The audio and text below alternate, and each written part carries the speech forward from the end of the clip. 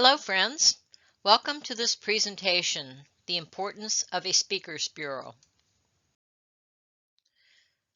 I'm Judy Hills. I'm the president of the Friends of the North Carolina Public Libraries, and I'll be doing this presentation for you today. So what is a Speakers Bureau? It's a term for an organization that facilitates the searching and booking of speakers for an event. Nonprofits, service clubs, and community groups are frequently looking for speakers to enlighten their members at a meeting. For example, Rotary, Lions, Civitan, Kiwanis are examples of groups that frequently use speakers. Do we really need a Speakers Bureau, and what is its purpose? Yes, you do need a Speakers Bureau. Even if you're a small organization, there are still a few groups in your community that you can do presentations to. Best to be prepared if you're asked. So what does the Speakers Bureau actually do? And its purpose? To educate the community on the Friends and or the library, for advocacy needs, to motivate people to donate money or other tangible goods and services, to explain special endeavors, such as maybe you're looking for money for a permanent story walk, maybe you want a facility building campaign for your library. It's to announce new programs or projects. It might be also used to recruit members and volunteers, and it certainly should be anytime you're out there presenting to the public. And it could be damage control in certain circumstances, maybe to counterbalance some rumors, some bad press, or community controversy that might have occurred. Let's say a picture in the newspaper of a dumpster full of books. How do you organize a Friends Speakers Bureau?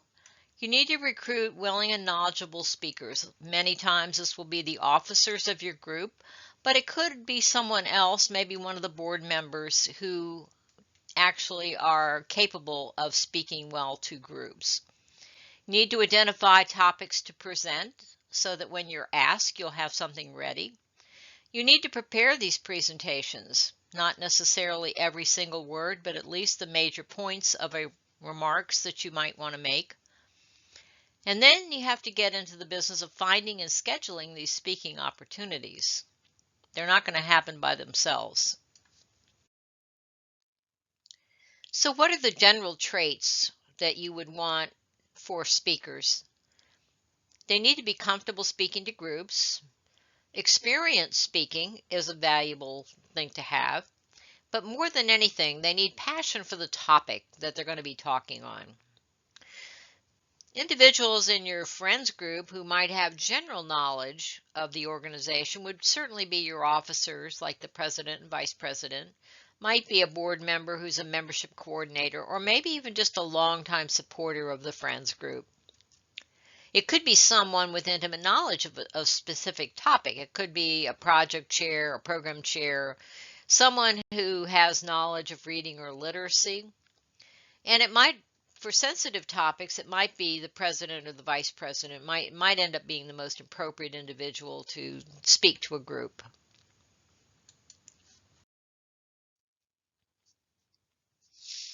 Topics might include general information on friends. Let's say you're just talking to a Rotary group. They don't even know who the friends are. You're there to talk about your mission, your goals, project or programs that you're currently running, telling them what your needs are, and talking about collaborations within the community with other nonprofits. You might be there to talk about advocacy. Maybe you are looking for county or municipal funding for library remodeling or new building needed. It might be for legislation related to funding for libraries. It could be funding for a special project. So maybe you're out there looking for money for a permanent story walk and you'd like the Rotary Club to contribute to that project. It could be about programs, an ongoing program. Let's say you want to start a Books for Babies program. You might also use it to do presentations to legislative bodies such as the City Council or the County Commissioners. You might also prepare a flyer of topics and post it on your website so that, let's say if the Rotary chair is looking for speakers, that they can access that on your website. So how do you prepare?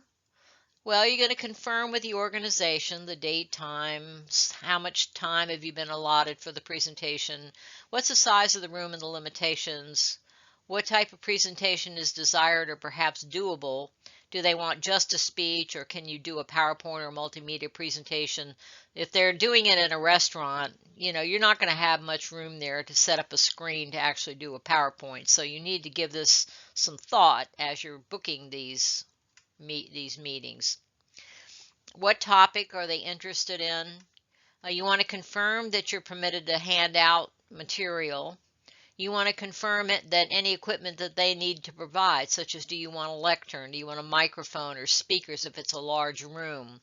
Are you going to bring your own laptop or LCD projector screen, TV, extension cords, all the things that you might need to actually do your presentation? If you're bringing it, you need to clarify that. The speech itself, you need to prepare your key points, practice the timing and keeping it to the time allotted, run it through several times yourself. Visuals are really good, show photographs, maybe use a flip chart, but again, you have to consider your audience and the size of the room you're going to be working in as to what things you decide to use for visuals. Handouts are always good.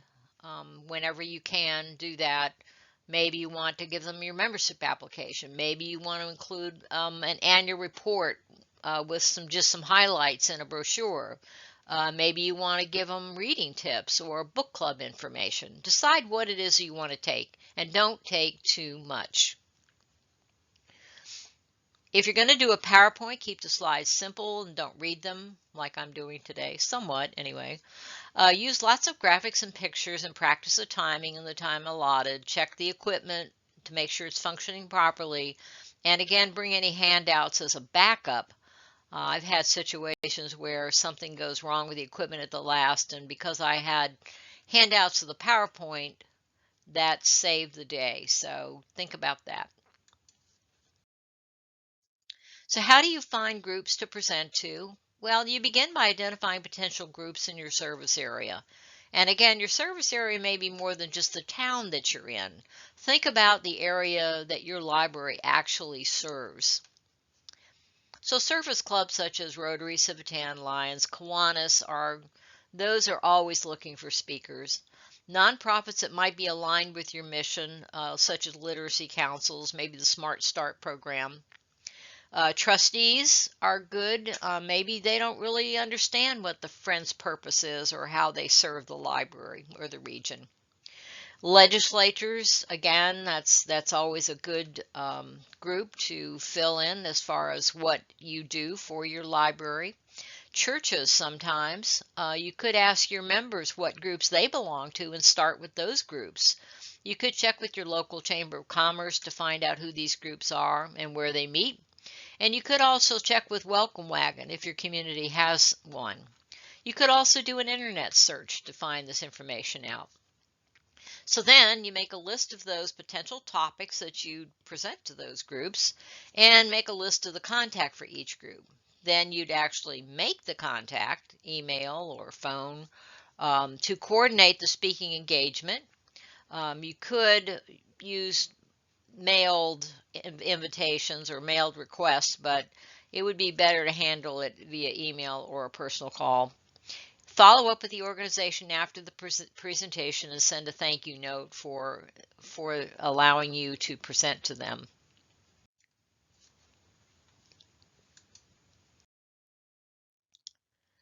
So you want to publicize the availability through your brochure, a speaker's brochure.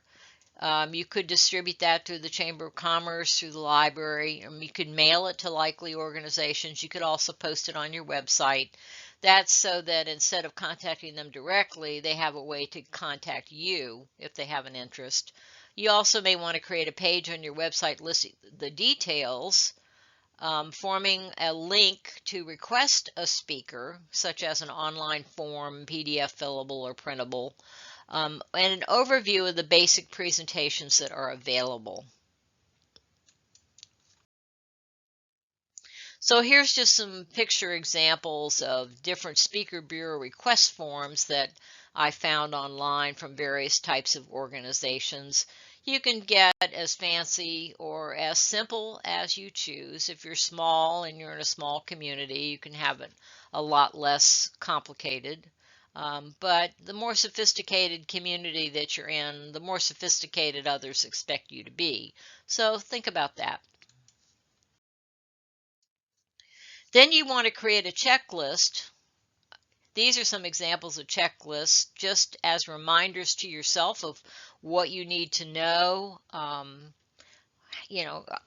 just anything and everything about that presentation so that you don't forget anything. Remember, this is on you. You're there representing your organization. You want to do a good job.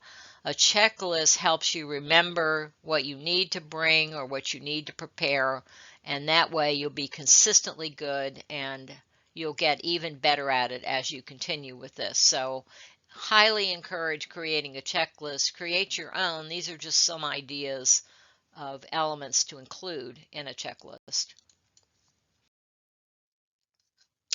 I've listed some resources here. If you're viewing the YouTube, you're not going to have access to these links, but if you go on our website, the PDF of the presentations, PowerPoints will be there, and you can connect rather, and through these links on our website. And so I'm leaving you with a quote today. There are 3 things to aim at in public speaking. First, to get into your subject. Then, to get into your subject into yourself. And lastly, to get your subject into the heart of your audience. And that's the key. You want to get your message across. You may want the group to take action, specific action. Maybe you're there to seek funding. But whatever it is, you need to put your heart into it so that you can help your audience to understand how important your friends of the library are to the library and to the community. So if you don't have a speakers bureau, even if you're a small group, I still would encourage you to have 1 or 2 topics that you are available to speak on, and then reach out to your community. So I hope today that you learned a little something about speakers bureaus and that you will take action yourself. Thank you for listening in, and good luck.